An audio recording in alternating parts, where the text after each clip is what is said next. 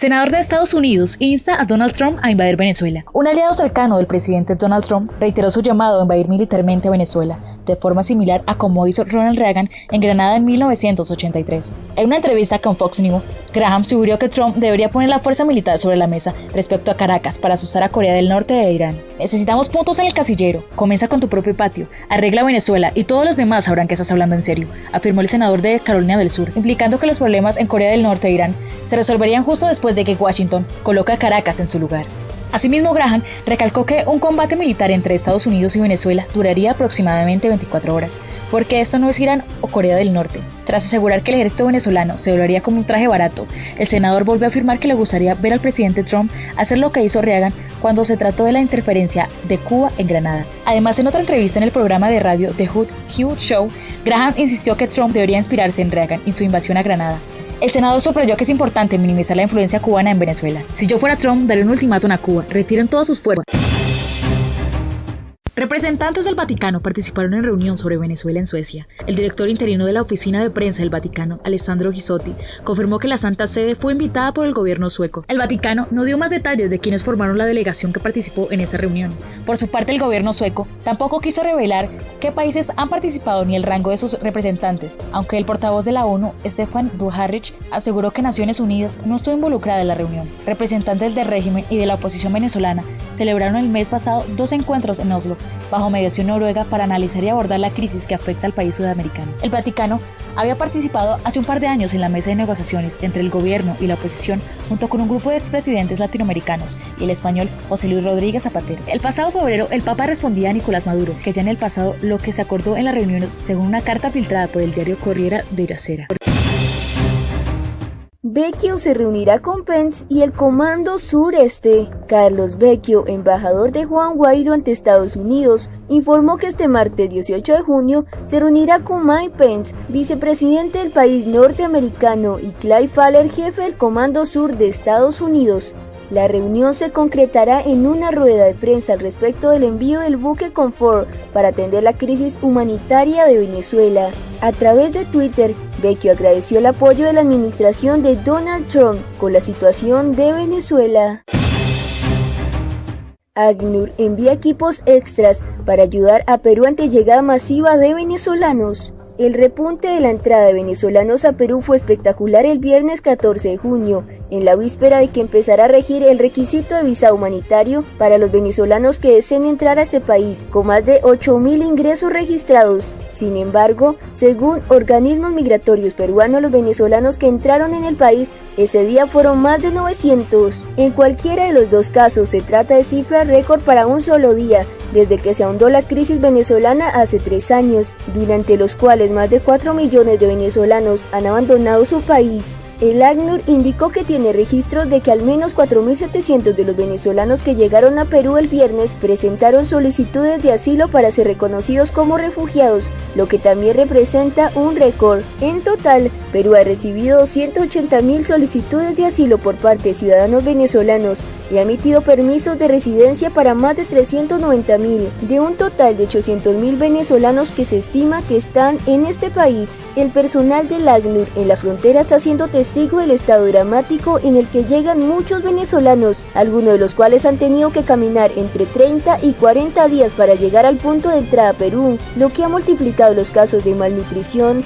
deshidratación y problemas médicos entre los inmigrantes. Las autoridades peruanas están trabajando 24 horas al día para atender esta situación, aseguró el ACNUR.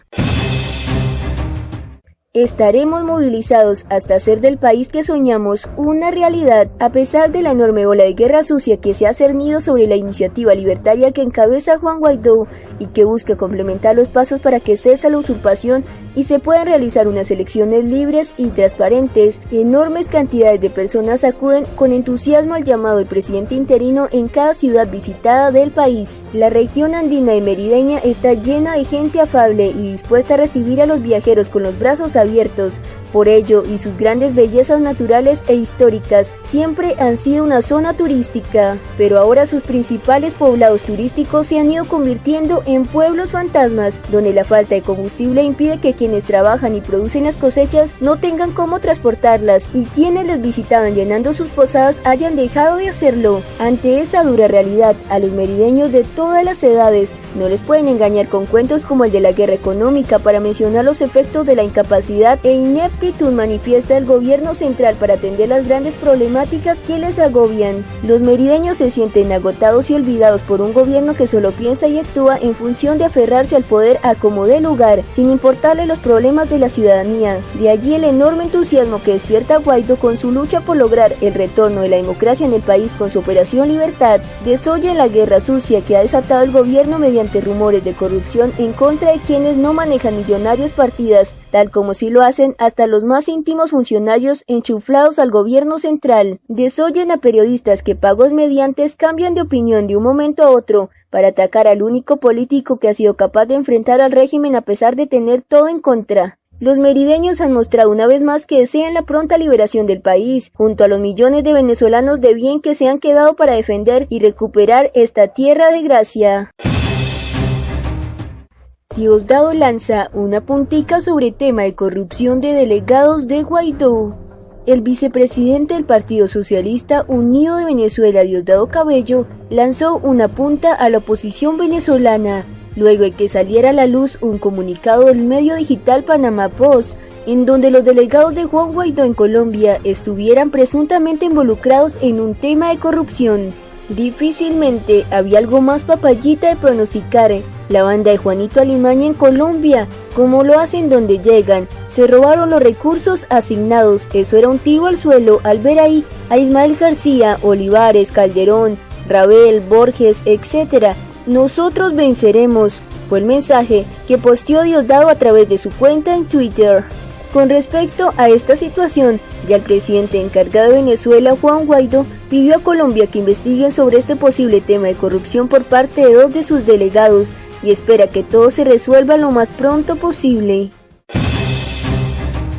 El colapso económico de Venezuela no tiene freno. Las perspectivas para la economía venezolana durante el segundo semestre del año 2019 son poco alentadoras. La caída en el flujo de caja en divisas que dispone el régimen de Nicolás Maduro hace prever severos recortes en la importación de alimentos, vía cajas y bolsas CLAP y aditivos para refinar combustible. El pronóstico en el que coincide la mayoría de los economistas sugiere que la crisis social y de combustible, con su impacto en el transporte y en la cotidianidad, será aún más aguda que la que experimentaban durante los primeros meses del año. El pronóstico en el que coincide la mayoría de los economistas sugiere que la crisis social y de combustible, con su impacto en el transporte y en la cotidianidad, será aún más aguda que la experimentada durante los primeros meses del año. Está emergiendo la Venezuela productiva del siglo XXI.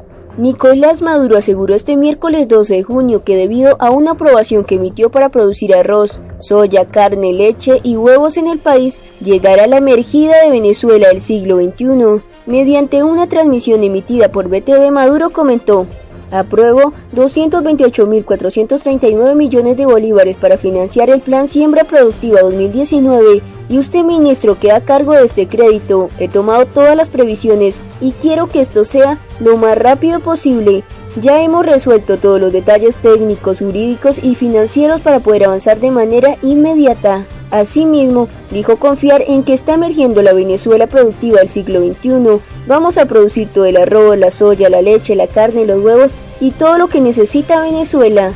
Estas afirmaciones por parte del líder del régimen chavista llegaron en su intervención en el Plan de Siempre, Venezuela Cultiva, que emitió desde el estado de Aragua.